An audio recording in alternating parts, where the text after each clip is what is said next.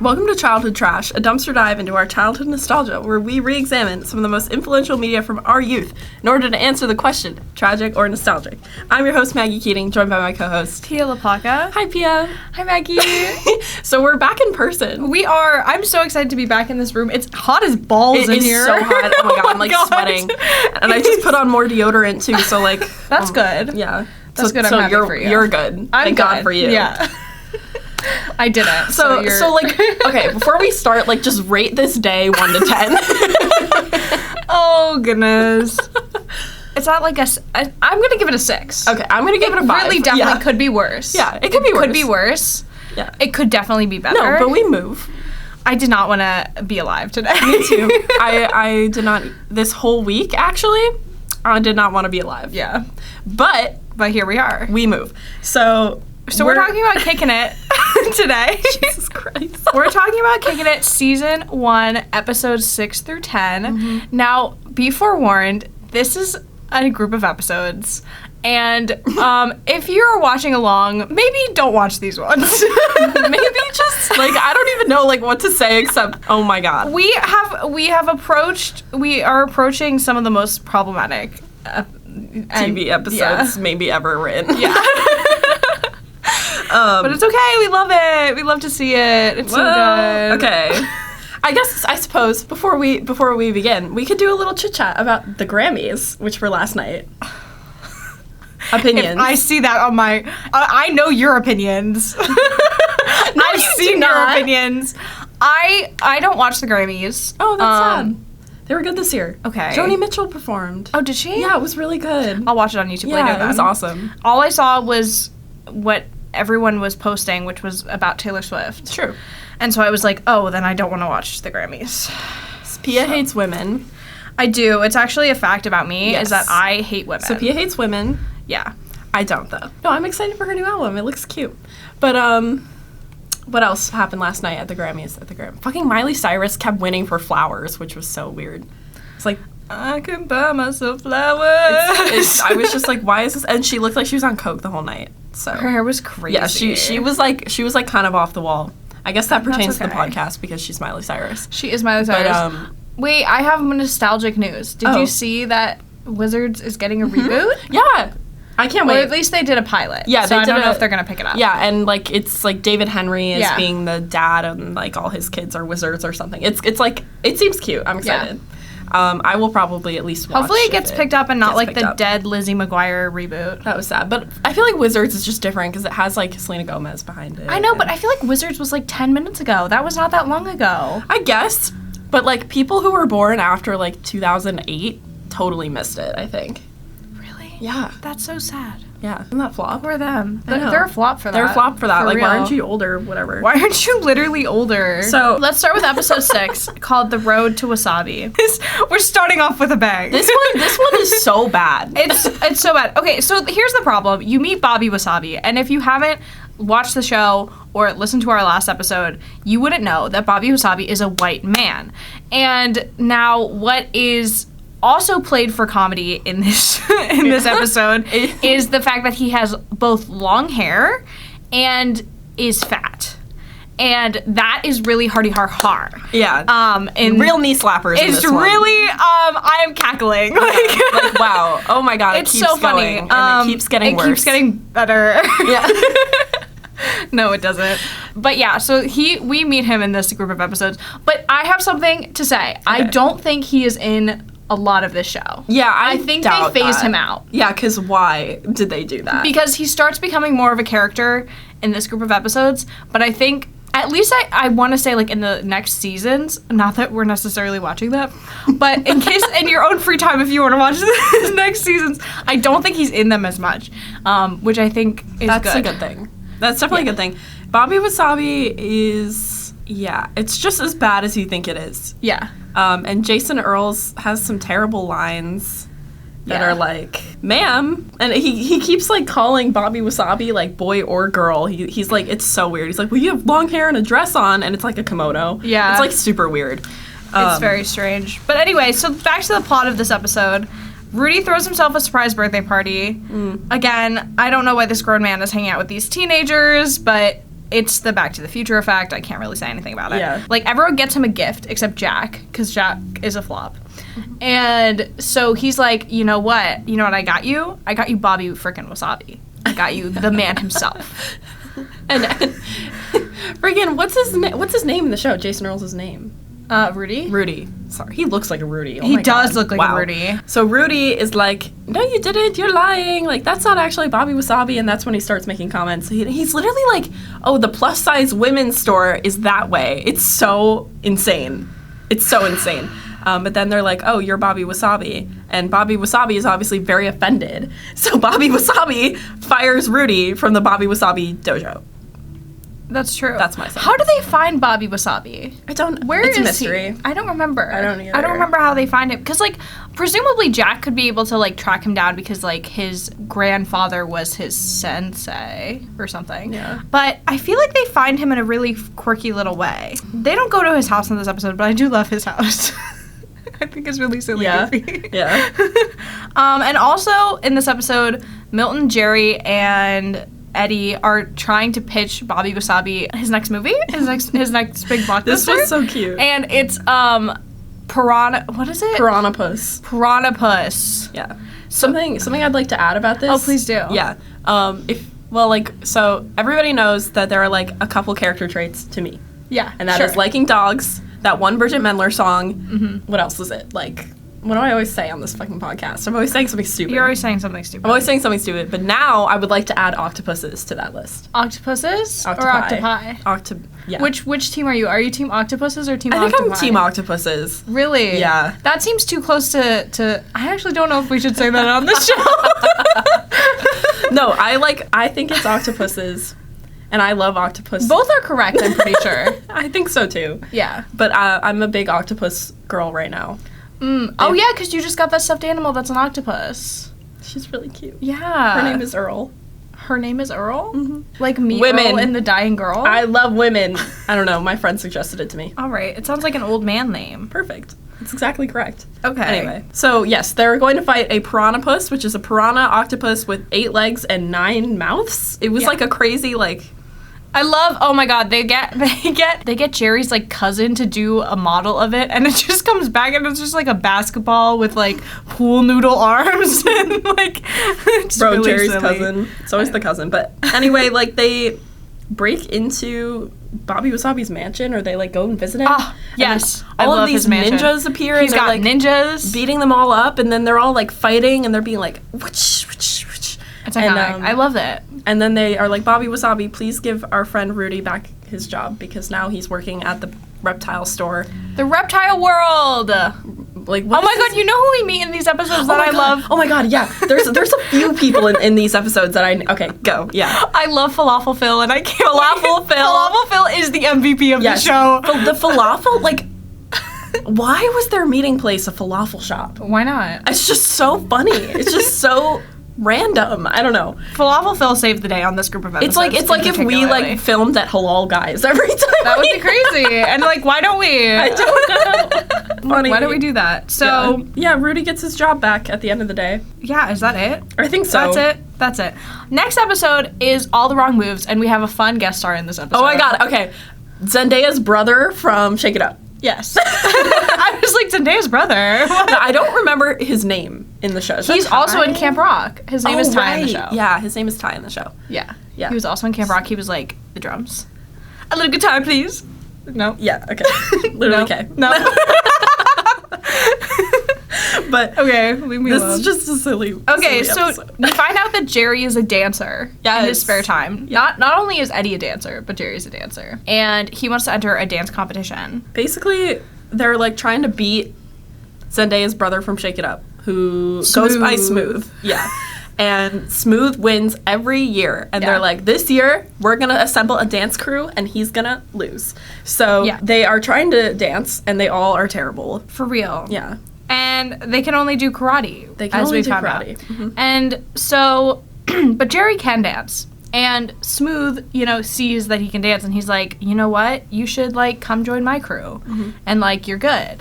And so he like comes and hangs out with him. They go to a studio that, I shit you not, is like literally from the 3rd season of Hannah Montana, like when she was recording that song with not Jake, the other one, with Jesse. Yes. It's literally that exact studio. My God. Wait, the one where their like faces are morphing into each other? Is that I thought that could be the one. Yeah, he could be the one. Yeah. It's that scene. Yeah. When she's wearing the blue top and the leather jacket. Yes. Yeah. So, anyway, so Jerry shows Smooth this move that he made up, and then he teaches it to Smooth. And then Smooth, I hate saying that this man is called Smooth. Like, it's really driving me crazy.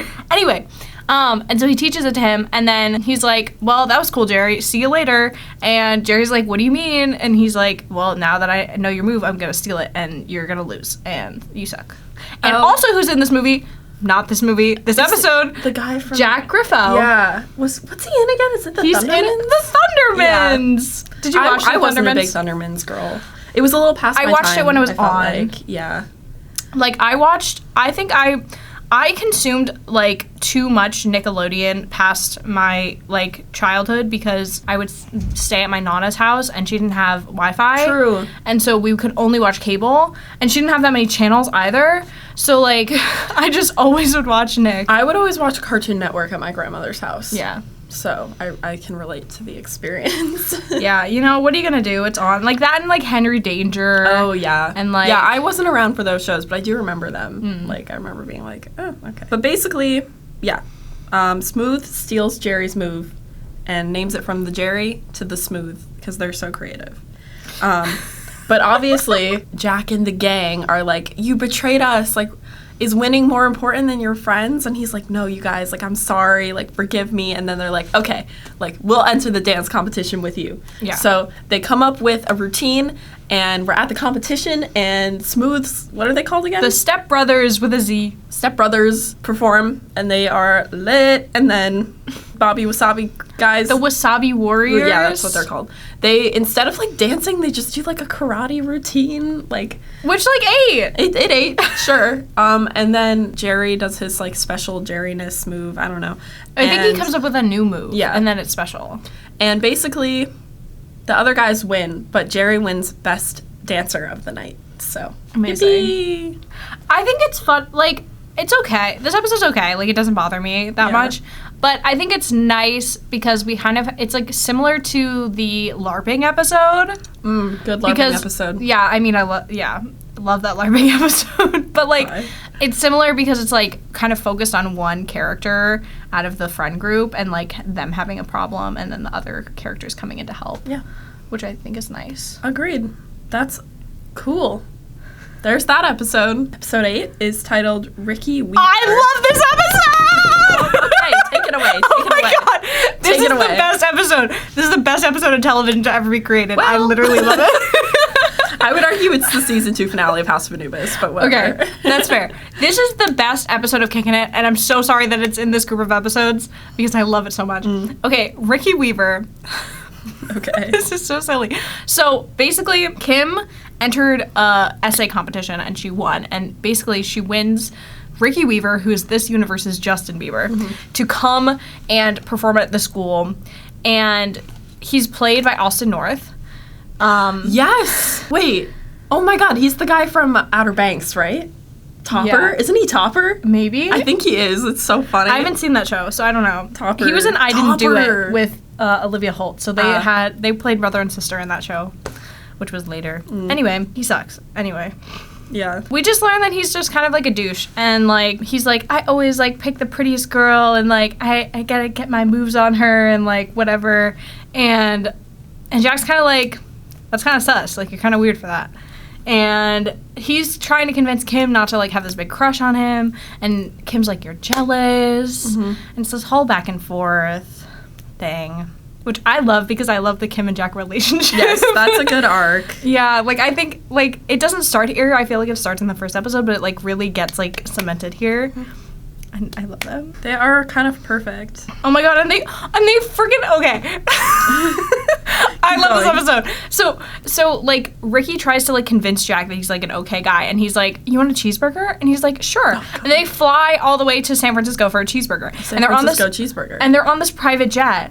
And, like, it's And there's like a part where Jack's like, oh my god, do you want to like say hi to Beyonce back there? And she's like, I'm in the hot tub. And Yeah. it's like, I forgot about that.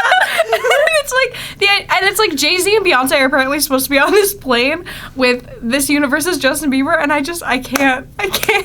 It's kind of perfect. It's so crazy, and It's I kind of love perfect. it. That It's was so goofy. That was a good bit. Yeah. So also, what happens? Oh. Jack learns that Ricky's record company makes him do these school concerts, and like, oh yeah, we talked about this, but that basically Ricky just picks the cutest girls, and that Ricky plans on taking Kim backstage after the concert, making a move on her, and then dumping her. So Jack tries to warn Kim because they're in love, and she doesn't believe him, and making up lies and whatnot and whatnot. And I love that what's not mentioned in this description that we have here is the B story of this episode, which I think is really silly, and I do think we should mention it. please mention it. So the B story of this episode is the boys, like the other half of the cast, are making a boy band. Yes. And They are like the redeeming aspect of this show. Like, what are they doing? Like, and they want to like open for Ricky Weaver or like get a demo tape or like something like that. They like just want to be a boy band. And so they make this boy band with Rudy, Jerry, Eddie, and Milton.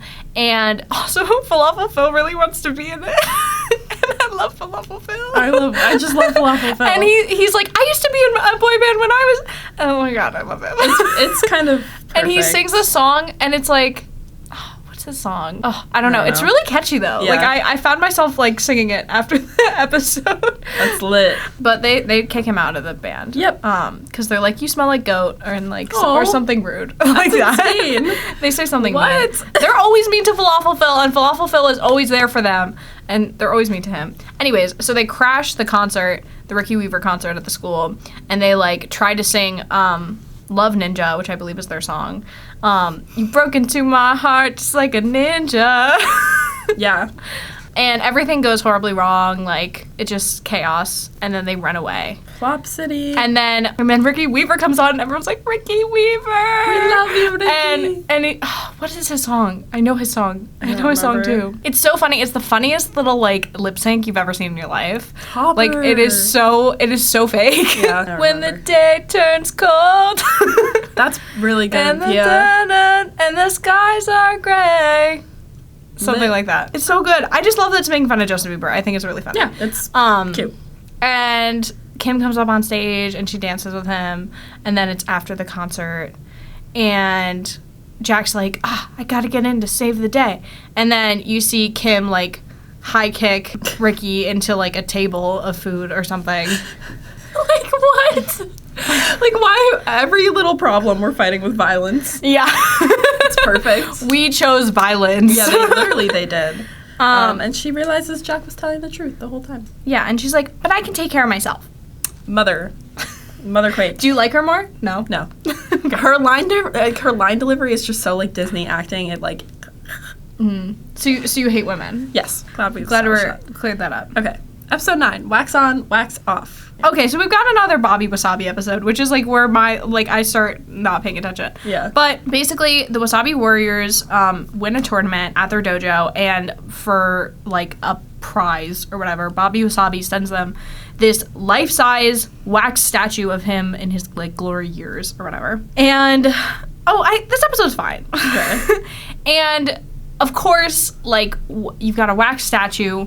What could go wrong? So it's really hot. It's a hot summer day. Oh, of course. And Jack and Jerry find this neon sign that they're gonna plug in to the dojo, and it says like we're open or some shit. No, it doesn't say that. I don't know what it says. Oh, it says we're number one. It says we're number one. And We should get one of those. yeah. That would be good. Yeah, just hang it in the back of the studio. The studio being okay. No, we're in the studio. Okay. Like literally, like what? This is the Why are you studio. arguing with I'm me? sorry. No, you're right. And this blows out the power, so there's no AC, and so they're like, how do we keep this statue from melting? And so that's kind of their quest. And then the B story of this is Milton and Kim are trying to capitalize on the heat wave. And so they are like, what if we started a little beach in the mall? And so they get like a little kiddie pool, and they get like drinks, and they get like bottled water and shit, and fans and sunscreen and stuff. And they like set up this whole little beach day for people, and they costs money, and Kim's saving up for something. She's like, she like went over her minutes on her phone or something. Oh. And silly Kim.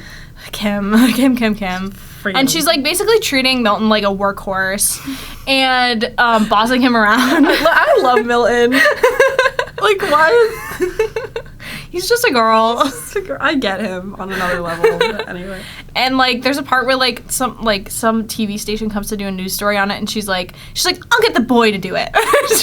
Yeah, no, it's really funny. Crushing patriarchy. Yeah. Honestly, they have to move the wax statue. Yeah. Oh yeah. Back to that. So they have to figure out where to put the wax statue. And they're going through all these things, like they try to put them in a freezer, like at the grocery store at one point. They just try to do a lot of things to keep it unmelted. Things just keep going They try to, like, so they're also, and then Rudy and Falafel Phil are trying to, like, get the air conditioning back up. So they, like, go up to the roof, and they're like, oh, like, you just have to do. And Phil's like, this is not how it works in my country, because, like, classic thing is Phil is, like, he's not from here. Like, this is classic Phil. Like, he's like, where's the goat? Like, he doesn't get it. No. And that's okay, because he's so cute. I love him.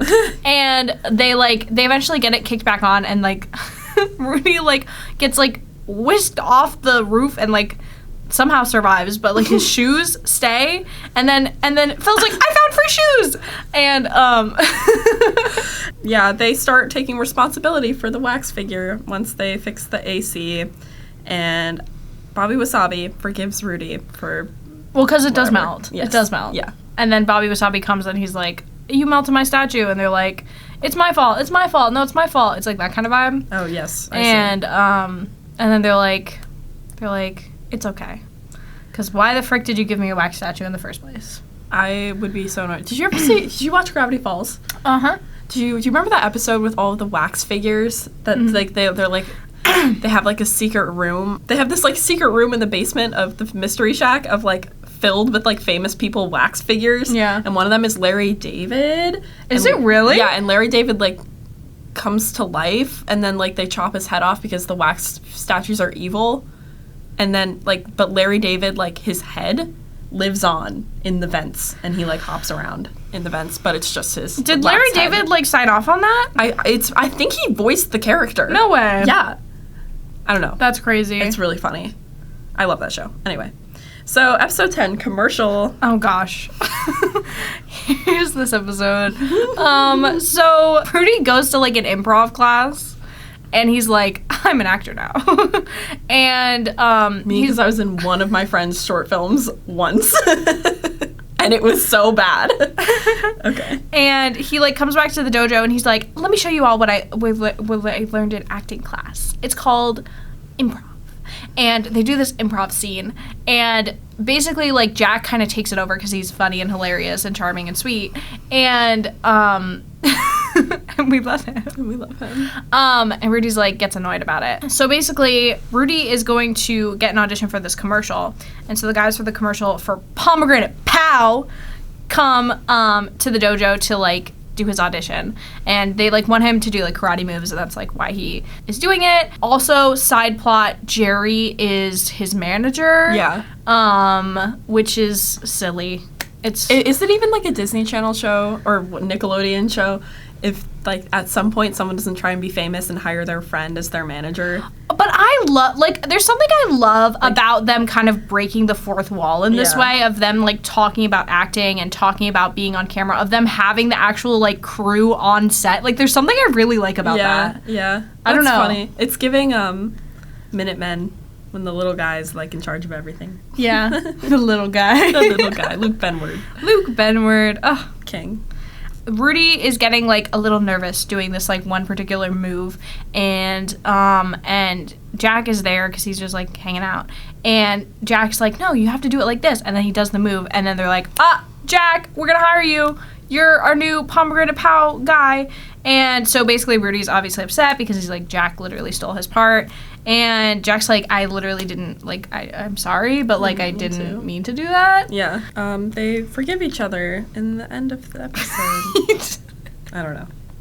Then they go to I don't know. Do you want me to explain the rest of the plot? You definitely could. Okay. That is what happens. Spoiler. Okay. But then, so Jack goes to do the commercial and he's dressed up like this. You should look it up. Okay. His pomegranate pow outfit is very, like, silly funny. Okay. He's dressed up as pomegranate pow and he's like, to fight the midday drowsies. And guess who's playing the midday drowsies? Rudy. So he's like a big little cloud. Shut up, Pia. Yeah. It's hard to tell. Yeah. Jack's just trying to do the commercial. Rudy keeps like interrupting it. And then they eventually do like a little like fight scene in the air, like on wires or whatever. And they do like a little scene. And then oh my god, Rudy gets put in peril and he like almost like falls and then like and Jack saves him. And Aww. And then they forgive each other, and all is well in the end. Yay! Also, side note of this episode, the B story of this episode is really silly. Let me tell you about it. Please. So Milton gets his first like bad grade, and it's in home ec. And I hated that. He like can't bake a cake or something. And so he's like, let me like try again. Like I'll do it better this time. And the teacher's like, of course, Milton. Like you're amazing. Like we love you. And so he enlists Kim and Eddie to help him bake this cake to like make up for the work. And he goes into the school like kitchen or whatever and starts acting like Gordon Ramsay. Well, yes. And he's just like with this fake British accent just micromanaging everything that his friends are doing. And eventually like his friends are like, you literally suck. Like, why are you doing that? We're literally trying to help you.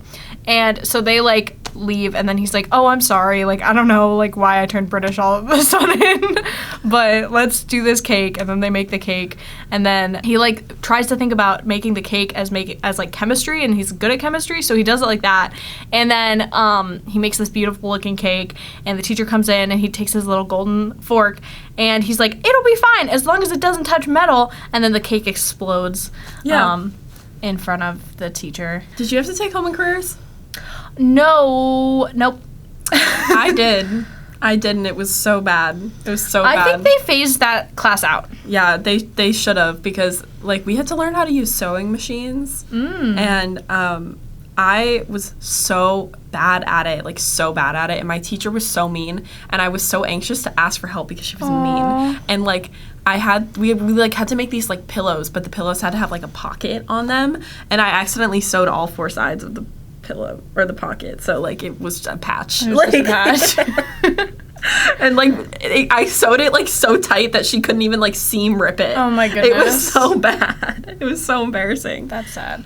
We didn't have home ec. I had food science. Oh, okay. That sounds awful. That was really fun. We like baked stuff and like we learned about the science of food, which was fun. Lit. Yeah. We made like blueberry muffins, chocolate blueberry muffins and stuff. I want lunch. Okay. Anyway, yeah. What's your final rating for this group of episodes? For me, this is tragic. Yeah. But I also did not get to complete them.